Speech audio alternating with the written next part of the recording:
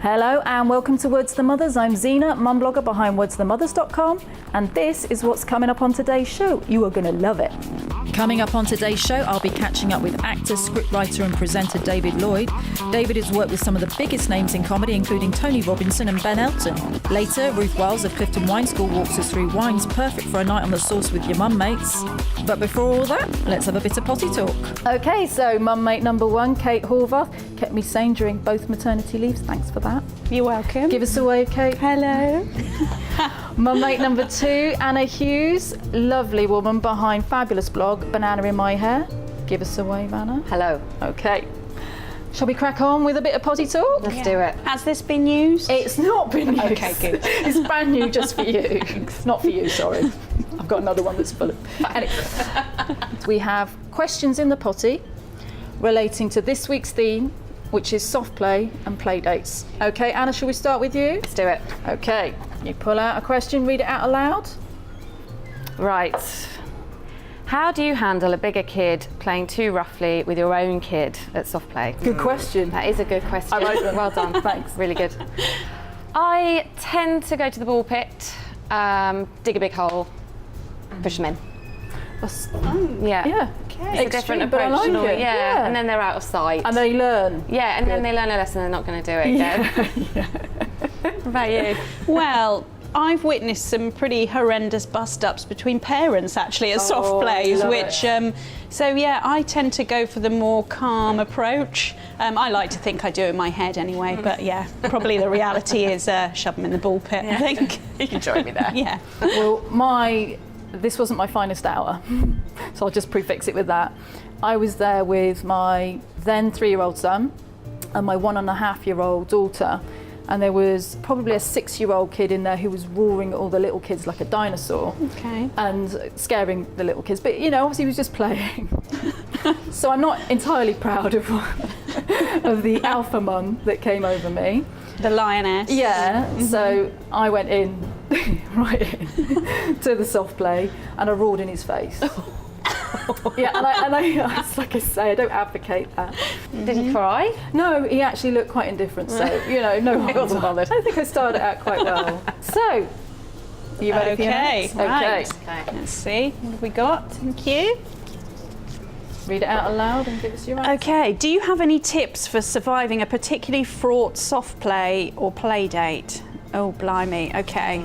Well, I struggle with play dates these days because my children are 5 and 10, so that's quite tricky to find a good balance for them. So for me, it would be a simultaneous play date, so a friend for my daughter, a friend for my son, and then a mum mate for me to sit and have a cup of tea with. Oh, that's good. Yeah. Because that makes otherwise sense. one's left out, Yeah. the other one's, you know, coming to you, I'm bored, moaning, so that's, everybody's happy and I'm happy because I can have a gossip and a cup of tea. So Yeah. I think, Yeah. A decent mum mate. yeah, a decent one. Oh Yeah. yes, Yeah. yeah, Very important. Yeah, so you've got to choose it, really. Oh, yes. You've got to encourage that play date. Yeah. Do I like the mum? Does she like me? That's the thing, I think it's more about choosing the mum rather than the children. Yeah, definitely. Okay, so my turn. Where do you stand on the dump and run play date? Good/bad idea? It depends on how your child's feeling, isn't it? If they're quite shy, Yeah. my son's quite shy, I think I'd have to feel comfortable that he would be okay with it. Yeah. I generally do like it because I do like the idea of legging it. It does depend on the child. Yeah, I definitely. agree. And I think also what you've then got to remember is the shoe might be on the other foot and you might be on the receiving end of the dump. It's got to work so both ways. yeah, it's got to be a reciprocal thing. CBDs. Yeah. Yeah. I'm the same, like with my eldest, my 5-year-old girl, she's not quite ready, I don't think, to be dropped off at someone's house. Like we've tried it a couple of times and she's kind of clung to me a bit. But I do look forward to that being able to do. My kids are all up for being dumped and me running. They're more than happy to be left and not have me nagging them and sitting in the corner. So they're fully behind it, as am I. Should we have a toast? Let's do it. Okay, let's toast soft play with decent coffee and maybe nobody else's kid there. Well, hey, cheers.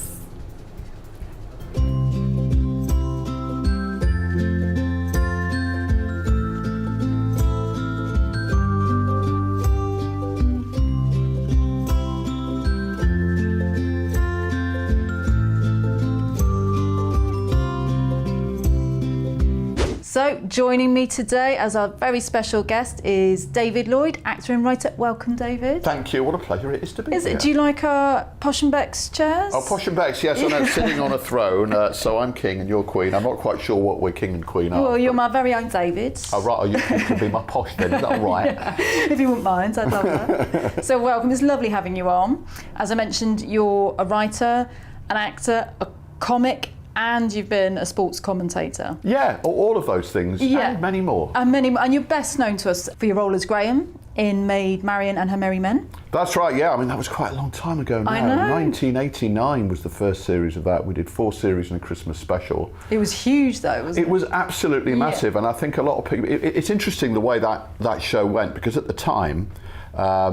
it came from nowhere. It was getting 8 million viewers. 8 million? 8 million viewers, because there was not the competition then. No, so it was hugely popular amongst kids, and lots of students watched it as well, so it had a real crossover audience. Yeah. It won the BAFTA in the first year for Best Children's Programme. It won the Prix Jeunesse, which is the European equivalent for the Best Children's Programme. So all of a sudden, it came from nowhere, and I came from nowhere as part of that very talented cast that we had there. Yes. And it was just a great joy to be in, I have to say. And even now, people still go, oh yeah, I remember Maid Marian. It's really, funny, really isn't it? good. Because it's sort of, I was a bit older at the time because I'm a bit older.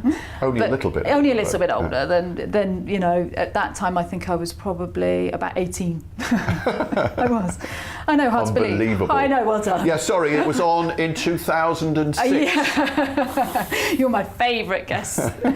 I remember in particular that the Crystal Maze scene was huge, wasn't it? It's still popular now, it's still talked about. Yeah, well, interestingly, I'm glad you mentioned that, and I don't know if you've been doing your research, because that actually was the episode that I wrote with Mark Billingham. Oh, I didn't know that. Yeah, no. So Tony Robinson was the creator of Maid Marian, and he wrote basically all of the episodes, and I don't want to take any credit away from him, because the man is a genius. Oh. So he created Maid Marian, he played the Sheriff of Nottingham.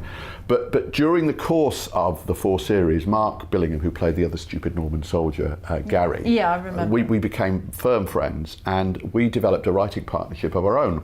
Now, Tony then was incredibly successful and very, very busy. Mm-hmm. So increasingly, he got us involved in helping him out with storylines and ideas, and he basically paid us on the side. Well, not on the side, I mean, it wasn't illegal or anything, but he paid us he paid us to help give him ideas, and so we were more creatively involved. And the episode that we came up with was the Crystal Maze episode. That's amazing. I honestly didn't know that Which was great fun, and that whole sequence in the chamber as we're on the hunt going through with the jelly and the feathers. It was and the tar. A really clever idea as well. Well, thank you. And that took 2 days to film, and the worst bit of all was 2 days? Yeah, so at the end of the first day of filming, where we'd just been covered in custard and feathers and stuff, we had to take our costumes off. And then for continuity purposes, they needed to basically stay like that overnight.